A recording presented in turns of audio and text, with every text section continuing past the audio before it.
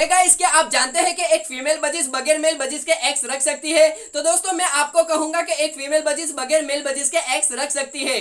दोस्तों जब फीमेल बजिस की उम्र हो जाती है यानी वो 5-6 महीने की हो जाती है तो मेल न मिलने की वजह से फीमेल बजिस अकेले एग्स देना स्टार्ट कर देती है। लेकिन दोस्तों जब वो एग्स देगी अकेले तो उन एग्स के अंदर चिक्स नहीं निकलेगा, क्योंकि वो एग्स अनफर्टाइल होते हैं। मेल के साथ में अगर फीमेल रहेगी तो वो फर्टाइल एग्स देगी। अगर आपके घर पे कोई फीमेल बजिस अकेली है और वो एग्स लेकर रही है तो आपको चाहिए कि आप उसके साथ में कोई मेल बजिस को रख दे, जिसकी वजह से वो फर्टाइल एग्स दे और उन फर्टाइल एग्स के अंदर से चिक्स निकले। दोस्तों क्या आज से पहले ये फैक्ट आपको पता था? अगर नहीं पता था तो ऐसे अमेजिंग वीडियो देखने के लिए मेरे चैनल को सब्सक्राइब कर दीजिए, वीडियो को लाइक कीजिए और मेरे वीडियो को अपने दोस्तों में शेयर कीजिए। तो दोस्तों मिलते हैं नेक्स्ट वीडियो।